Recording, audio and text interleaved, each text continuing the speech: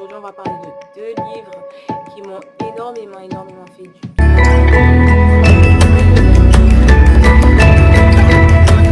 C'est mon livre de Chris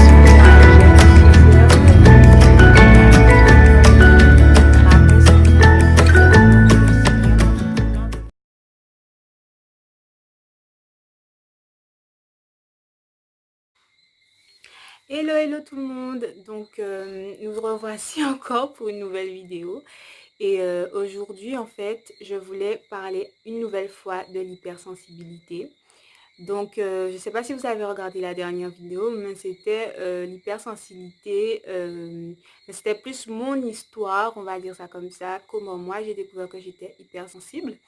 Et je voulais vraiment commencer par là parce que je voulais vraiment, on va dire, settle down. Je voulais vraiment que si vous avez regardé la vidéo, que vous puissiez peut-être vous reconnaître si c'est votre cas ou si vous ne vous êtes même jamais posé la question. Le but, c'était vraiment de poser des jalons, en fait, avant de rentrer en matière, avant de commencer à parler de ce que c'est vraiment, entre guillemets, même si on l'a déjà abordé, mais avant de parler de tout ce qui est profondeur, parce que c'est un sujet qui a on va dire, il a du volume. Donc, il y a des choses qu'on peut aborder en surface, il y a des choses qu'on peut aborder en profondeur. Et là, je voulais plus aborder comment j'ai fait pour découvrir mon parcours. Mais de façon, vous-même, si vous avez regardé la vidéo, vous avez vu, parce qu'il faut savoir aussi, c'est surtout si j'ai déjà posté, mais vous avez vu en fait que j'ai pas été forcément dans les détails de tout, en fait, de même ma vie, mon parcours, mais je vous ai donné assez d'éléments afin que vous puissiez voir si c'est votre cas, si vous avez vraiment vécu ça et tout, si vous vous reconnaissez. Et normalement, si vous avez vu cette vidéo aujourd'hui, vous êtes censé pouvoir dire, ok, je me reconnais, je vis ça aussi, donc je veux bien d'autres informations sur le sujet. Donc, alors ici, sur cette chaîne, je vais toujours glorifier, entre guillemets, valoriser votre hypersensibilité pour votre créativité, votre discernement, votre intuition, votre empathie vis-à-vis des autres. Je vous dirai toujours que c'est formidable et moi-même je le crois réellement. Mais le but n'est pas juste de se dire, bon, je suis comme ça me donne, ça m'apporte des bons côtés, mais les mauvais côtés, on les omet, on les met sous comme qu'on veut, pas ranger, on va dire qu'on coince tout sous le placard ou tout dans l'armoire et qu'on oublie les mauvais côtés. Non, en fait, parce que parfois, vous, même si vous l'êtes, vous savez que quand on est hypersensible, les mauvais côtés sont très difficiles. Ils sont pas facilement vivables et certaines personnes peuvent même entrer en dépression à cause de tout ça. Donc, il ne s'agit pas de rester comme ça, il s'agit d'être des personnes restaurées et rétablies en Christ, en fait. Et vous savez, personnellement, je vais souvent prendre l'image de la personne hypersensible et de la comparer avec une personne qui a l'onction prophétique dans sa vie. Un jour, je vous ai proposé un livre sur la chaîne qui s'appelait Au-delà des limites du prophétique. Et ce livre, il illustrait très bien ce propos. Pourquoi? Parce que dans ce livre, il disait que on voit dans la Bible une très grande différence entre les prophètes de l'Ancien Testament et les prophètes du Nouveau. Donc, les prophètes de l'Ancien Testament, parfois, ils sont un peu vraiment weird, ils sont difficiles à comprendre. Ce sont des hommes qui souvent vivent un peu de façon isolée. Et dans le Nouveau Testament, on voit que ce n'est pas réellement le même, on va dire la même image. Le prophète qui est par excellence Jésus, il vit au contact des autres. Il a des moments de retrait, mais ensuite il a des moments où il revient vers les autres, où il revient à la civilisation.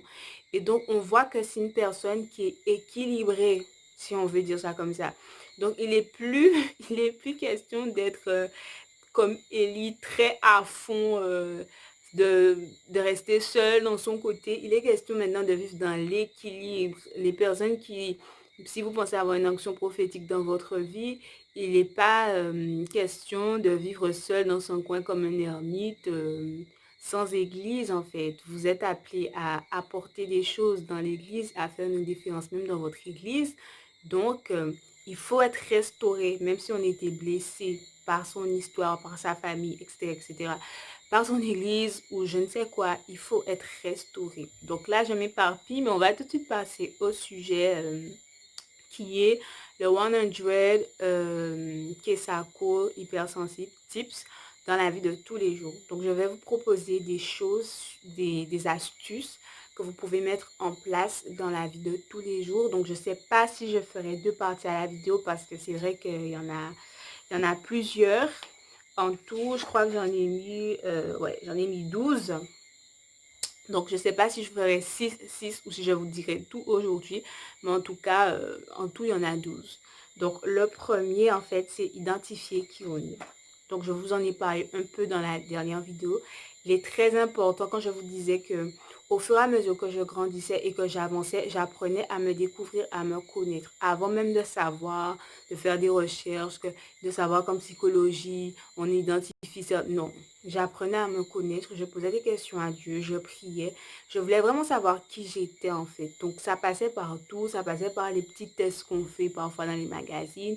Ça passait par... je cherchais la signification de mon prénom. C'est vrai que mon prénom semble peut-être à première vue ne rien annoncer de négatif ou en plus un prénom court, mais je voulais connaître la signification vraiment de mon prénom parce que je croyais effectivement que ça impactait ma vie. Et il y a énormément de choses comme ça que vous pouvez faire dans votre parcours pour apprendre à vous connaître. Donc, je disais, en fait, vous devez, par rapport à votre histoire, quelle est votre histoire, où vous avez vécu, où vous avez grandi, avec qui, vous devez être en mesure d'identifier des éléments qui vont vous permettre de vous comprendre, en fait. Quel est votre caractère et ça va vous demander parfois ça ne sera pas facile parce que parfois il va vraiment falloir que vous soyez honnête avec vous-même, que vous vous disiez pas surtout toujours des trucs qui vont vous brosser dans le sens du poil. Et moi, je me souviens qu'à cette époque-là, c'était pas facile pour moi. Et pour la première fois de ma vie, je me suis dit non, moi je veux avancer et j'ai commencé à m'avouer même des trucs en fait qui me faisaient pas tant plaisir que ça. Mais je commençais à me les avouer parce que je me disais non, moi je veux vraiment avancer, je veux vraiment être honnête avec moi, même si c'est pas, je ne suis pas en train de me brosser dans la sauce du poil, mais je veux avancer. Donc ça peut être très utile. Aussi très important, si vous avez changé de lieu géographique, si vous avez remarqué que dans votre parcours, à un moment donné, vous étiez d'une certaine façon, qu'ensuite il y a une sorte de déclic ou il y a un événement tragique, tout prendre en compte, tout interroger, faire une introspection globale de tout ça et ça va vous aider totalement. Je vous donne un exemple. Déjà, toutes les personnes hypersensibles ne sont pas pareilles. Il y a des personnes hypersensibles extraverties, oui, et il y en a qui sont plus introvertis. Moi, je vous donne un exemple. Vous savez, si vous suivez ma chaîne de musique, que j'aime chanter, que je chante beaucoup et que je chante depuis mon adolescence à l'église.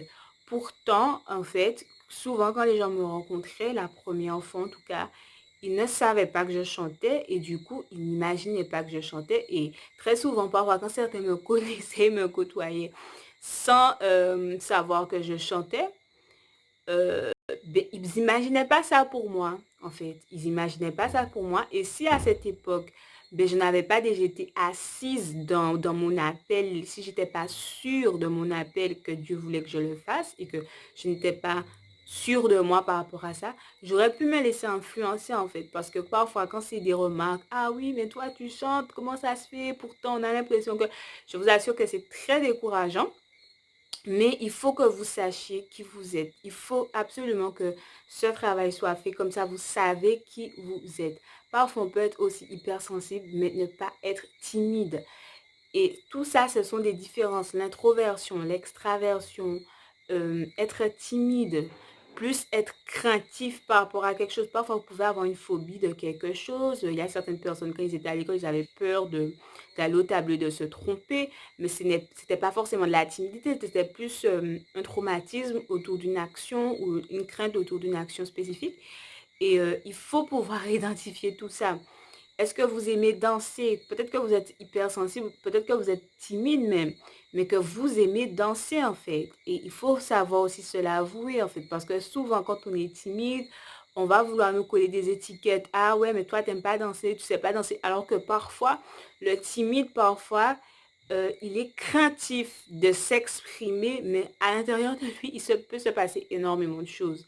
Donc, vraiment, vraiment, vraiment, pour l'amour de vous, essayez de faire ce travail, ce check-up où vous allez sortir des éléments pour savoir qui vous êtes. Regardez aussi si vous agissez différemment en fonction des personnes qui sont autour de vous, en fonction aussi de la proximité qu'elles ont avec vous. Ça va ça va vous donner des pistes très importantes et intéressantes parce que, en fin de compte, même si on dit que oui, je suis hypersensible, blablabla, il est important que vous sachiez qui vous êtes, vous, en premier lieu, et pas le voisin. Donc, c'était mon premier tip, savoir s'identifier, qui suis-je.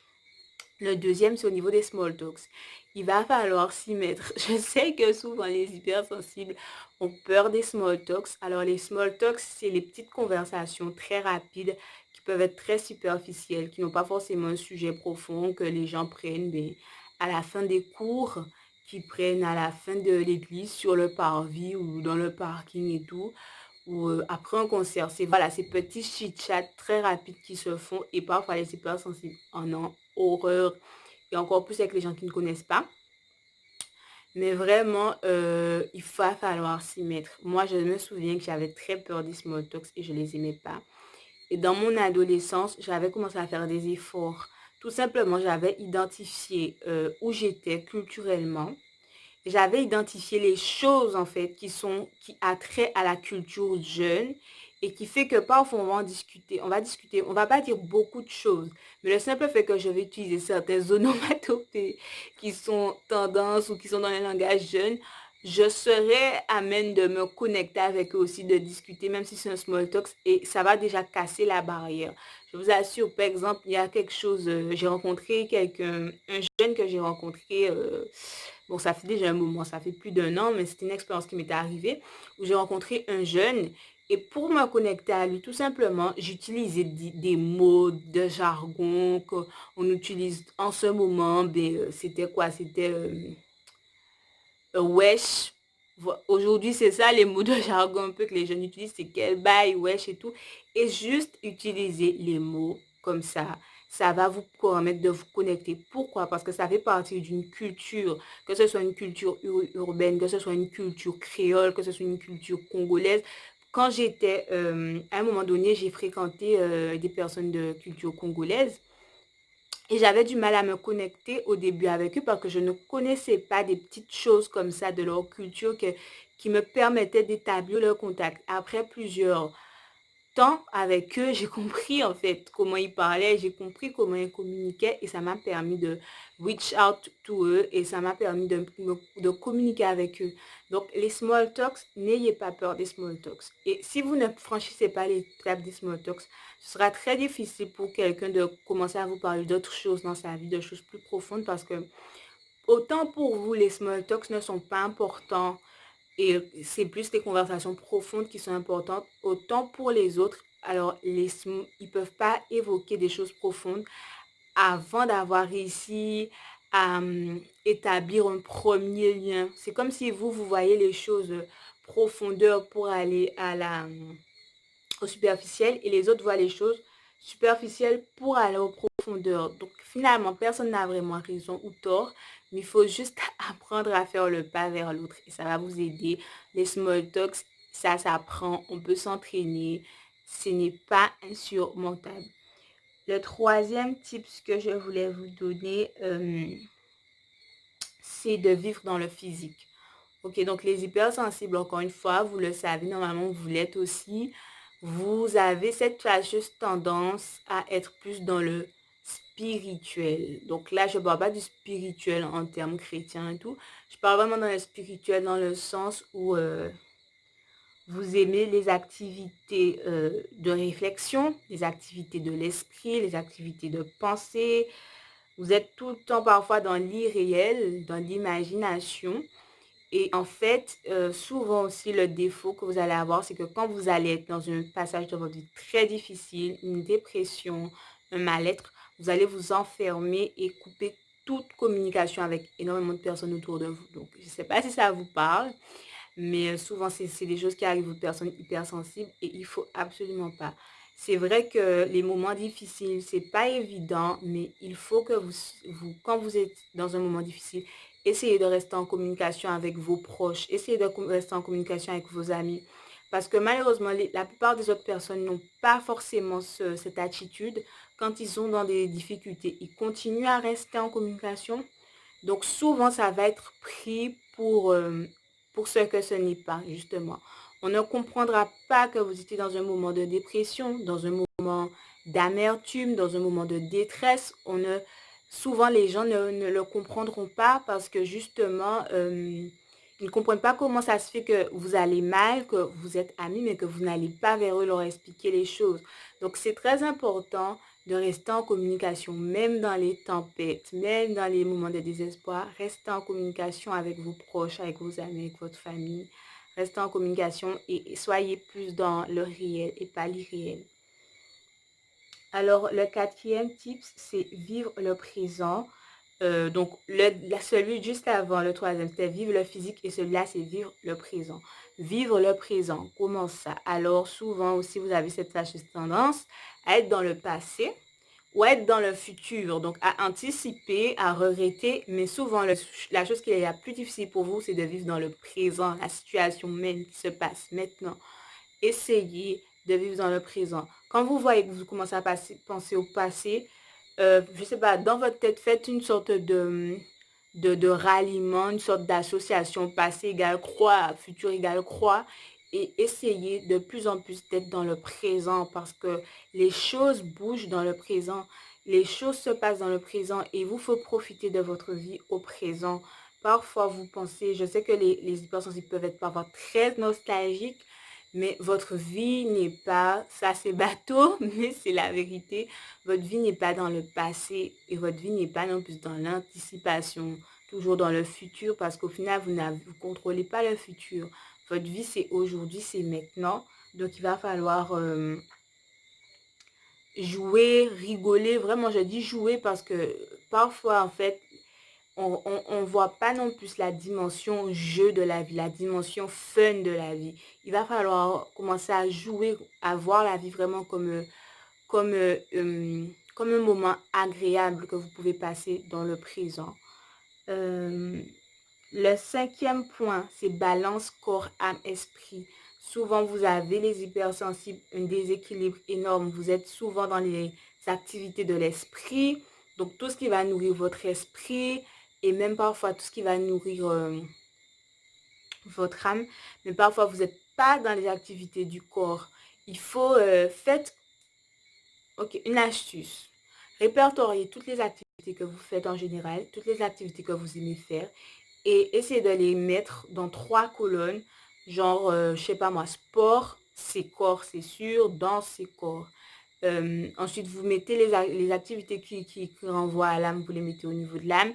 Les activités qui renvoient à l'esprit, ben, la prière, des choses comme ça, vous les mettez au niveau de l'esprit. Une fois que vous allez faire ce sorte de contrôle, vous allez vous apercevoir souvent, vous les hypersensibles, que le maximum d'activités souvent se trouve au niveau de l'esprit, ensuite de l'âme et du corps. Donc, essayez au fur et à mesure dans votre emploi du temps d'équilibrer les choses, de ne pas passer tout votre temps dans l'esprit ou tout votre temps au niveau de l'âme, mais de passer du temps à faire les 3 choses aussi le plus équilibré possible. Le sixième point, pardon. Alors, c'est guérison et libération émotionnelle. Alors, j'ai déjà parlé ici du livre de Joyce Meyer, Gérer ses émotions. Et ce livre, il est très bien pour ça. Je ne sais pas si je l'ai sous la main, que je peux vous le montrer à nouveau. Donc, mais je ne l'ai pas, mais vous l'avez normalement déjà vu. Ou si vous ne l'avez pas vu, il est sur le blog. Je vous rappelle le titre, Gérer ses émotions de Joyce Meyer. Donc, alors, l'hypersensibilité, parfois, c'est aussi jumelé avec des forts sentiments de dépréciation de soi, malheureusement, des craintes de rejet, craintes d'abandon, des choses comme ça. Et ça, c'est pas du tout, ça vient pas de Dieu. Il faut vraiment prier le Saint-Esprit, avoir une relation avec lui afin qu'il vous libère et qu'il vous restaure de tout ça. Donc, c'est le point que j'ai mis en fait parce que c'est vrai que ça, c'est plus dans la profondeur, mais tout ce qui est aussi libération de ce genre de choses, d'esprit de rejet, etc., ça demande aussi un travail chaque jour. Ça demande juste de chaque jour faire le check-up au niveau de ses pensées. Quand je suis dans une situation, je sais pas, j'ai pas été invitée à ci ou à ça, je m'a pas calculé quand je suis passée et tout. Tout de suite, le check-up va commencer à penser, ah, on m'a pas apprécié, on m'apprécie pas, on me check-up, on neutralise la pensée et on la jette, on la refuse. Et ça va demander un travail de tous les jours. Je me souviens au début, je pensais que c'était impossible, mais il y a quelques années, j'ai commencé à faire ça et je me suis rendu compte que c'est beaucoup plus facile qu'on ne pense et qu'en plus, ça a des effets immédiats puisque le mal-être parfois, il va venir de la pensée qui arrive, qui n'est pas rejetée, parce que c'est vraiment comme si c'était un château. La pensée arrive, elle se présente, elle n'est pas rejetée, donc elle entre, elle commence à tourner en rond dans votre cerveau et elle commence à saturer l'atmosphère. C'est vraiment ça, saturer l'atmosphère de votre vie, saturer votre atmosphère actuelle et vous mettre down, très triste. Non, la pensée arrive, on refuse. À la porte même, on dit non, on refuse. Même si on est dans une ambiance, on a l'impression que tel est passé, il m'a pas calculé. En fait, cette action qui s'est passée, c'était une action de rejet. La pensée arrive, down, on rejette. On rejette, on commence pas à la ruminer, on commence pas à, voilà quoi, faire le truc, le film et tout. Non, on rejette tout de suite et on passe à autre chose. Ah ben, je vais vous faire les 12 aujourd'hui, je pense. Hein. Donc, le 7, c'est ne vous vendez pas en tant qu'hypersensible. Une erreur que j'ai fait quand j'ai découvert que j'étais hypersensible, j'étais tellement contente parce que je comprenais enfin énormément de choses de ma vie. J'ai voulu me vendre comme ça et quelque part, je voulais rester dans ça, rester dans cette étiquette-là. Je voulais qu'on m'accepte comme ça, tel quel. No way. Vous êtes comme ça, ok, c'est super, c'est un bon avancement pour vous que vous l'ayez appris, mais les autres seront, je ne sais pas comment expliquer sans, les autres ne pourront pas vous accepter comme ça, on va dire dans l'état brut, parce que l'hypersensibilité aussi requiert beaucoup de, comment dire, de variations dans le caractère. Je me souviens une fois, je disais à une personne que j'avais l'impression parfois d'être une chose et son contraire. Et cette personne me disait oui, mais du coup, c'est très difficile pour nous de s'adapter à toi parce que nous, parfois, on a envie d'avoir, de savoir, de discerner les gens et effectivement de les coller une étiquette pour savoir, ben lui, il est comme ci, lui, il est trop, lui, il est extraverti. Et au moins, je sais que je peux toujours lui proposer ça, il dira toujours oui. Alors que si toi, tu es parfois comme ça, ben, c'est un peu compliqué pour nous. On ne sait pas à quel moment te proposer des choses. Et en fait, je pense que vraiment, je vous assure, il ne faudrait pas essayer de vous vendre comme étant hypersensible parce que vous demandez aux personnes du coup de vous accepter en tant que personne variable, très changeante et ce sera difficile pour eux. Et souvent, ils auront tendance à du coup ben, vous coller à nouveau une étiquette qui va vous déranger, qui va vous faire plus de peine qu'autre chose. Le 8e point, c'est prier et relâcher la pression, relation avec le Saint-Esprit. Donc ça, c'est quelque chose qui m'a énormément aidé aussi. Quand j'ai commencé à prier Dieu par rapport à ça, je vous assure que quand j'allais dans la présence du Seigneur, je sentais que tout changeait. Et je me sentais réellement mieux. Et parfois, je me souviens qu'avant, les moments de sociabilité, pour moi, représentaient une telle épreuve que je devais prier avant d'y aller, en fait parce que je voulais vraiment que ça se passe bien. Et Dieu agissait vraiment. Donc, si ça peut vous aider, priez avec le Saint-Esprit. Je vous assure, c'est quelque chose qui est extraordinaire. Il nous change, il change notre caractère. Il dépose quelque chose en nous. À chaque fois qu'on vient dans sa présence, en fait, quand on lui parle, plutôt, je dirais. Donc, il est important de cultiver cette relation avec lui. Le 13e point, c'est aller vers les autres avec une personne. Donc, moi, je sais qu'une époque donnée dans ma vie, j'avais pas énormément de mal forcément à me faire des amis quand j'allais en groupe. Donc, si vous avez des amis avec qui vous vous entendez bien, parce que les hypersensibles, parfois, faut pas croire, enfin, c'est plus un souci au niveau, bon, on en parlera dans une autre vidéo, mais vous êtes censé avoir des amis, des hypersensibles, parce que justement, vous aimez les relations très intimes. Donc, normalement, vous avez des amis, en fait, et vous aimez même l'amitié, vous avez des amis. Mais le truc, c'est que vous aimez tellement l'intimité, la qualité au lieu de la quantité que parfois, vous êtes dans une amitié et vous restez bloqué dans l'amitié, vous restez bloqué, je veux dire, vous restez à fond. Et en fait, si vous avez une amie ou un ami avec qui vous arrivez plus à vous intégrer, utilisez cette méthode, ok? C'est pas une chose mauvaise. L'expérience prouve qu'on s'intègre toujours mieux en groupe que tout seul. Donc, ne soyez pas tout de suite trop exigeant avec vous-même. Ah, mais il faut absolument que j'arrive à être indépendante totalement. Si vous avez un ami avec qui vous vous entendez bien et que vous voulez aller vers les autres avec cet ami, pas de souci, faites-le. Le deuxième point, le 9e point, trouver des amis qui vous permettent d'être dans un équilibre. Alors, ce point-là, c'était dans le sens où parfois, si vous avez des amis qui sont comme vous, moi, j'ai eu cette expérience aussi d'avoir des amis qui étaient hypersensibles. Et justement, je voyais que parfois, c'était trop magma, volcan, bref, tout était trop chaud. Parce que les deux personnalités étaient intenses et du coup, c'était très intense à vivre en fait. Donc, si vous avez des personnes qui sont plutôt pas comme vous, mais avec qui vous vous entendez parfaitement, essayez d'être avec eux. Parce que même souvent, avec les hypersensibles, ils vont se révéler au contact des autres en fait. Moi, je me souviens aussi, voilà, je donne beaucoup de mes exemples. Je me souviens aussi qu'à un moment donné, il y avait des choses que je ne pensais pas avoir dans ma vie. Il y avait certaines qualités que je ne pensais pas avoir. Je ne pensais pas être drôle à un moment dans ma vie, hein. Mais c'est grâce à mes amis j'avais des amis vraiment qui m'aidaient, qui révélaient des choses qui étaient en moi, qui étaient cachées. Et vraiment, c'est une bonne chose parfois d'avoir des amis qui ne sont pas comme vous, qui sont peut-être tout le contraire parce que vous aussi, vous allez vous révéler à vous-même.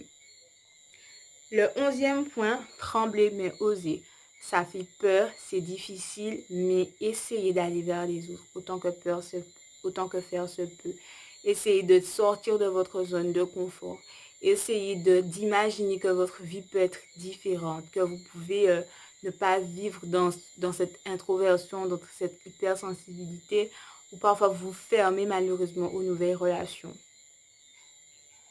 Et le 12, c'était de faire de l'art, en fait. Je sais que normalement, les hypersensibles ont ce fort esprit créatif. Ils aiment l'art, ils aiment s'exprimer, en fait.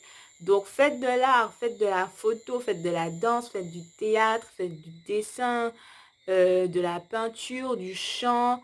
Bref, faites ce que vous voulez, mais faites de l'art parce que ça va vous permettre de vous exprimer.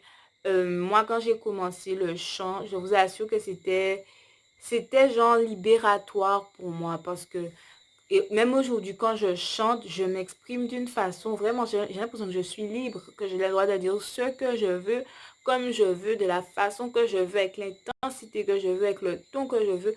Je suis vraiment libre quand je loue Dieu. Je me sens vraiment libre de plus en plus et je sais que Dieu va encore m'aider à être de plus en plus libre dans sa présence.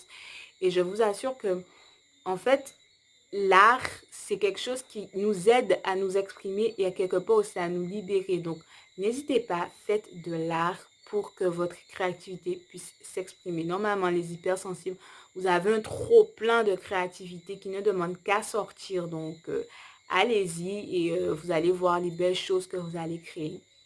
Donc voilà, c'était les 12 tips sur l'hypersensibilité. Donc la vidéo est un peu longue, mais en fait, je voulais vraiment prendre le temps d'expliquer les tips, pas juste les donner, que vous ne sachiez pas à quoi ils servent, mais vraiment vous dire à quoi ça va vous servir dans votre quotidien et qu'est-ce que signifie chaque tips. Si vous en avez d'autres, n'hésitez pas à les écrire en commentaire. N'hésitez pas à visiter le blog parce que sur le blog, on parle de tout comme ici. Et n'hésitez pas à me dire ce que vous auriez aimé et dont vous auriez aimé parler pour la prochaine vidéo sur l'hypersensibilité. Bye bye!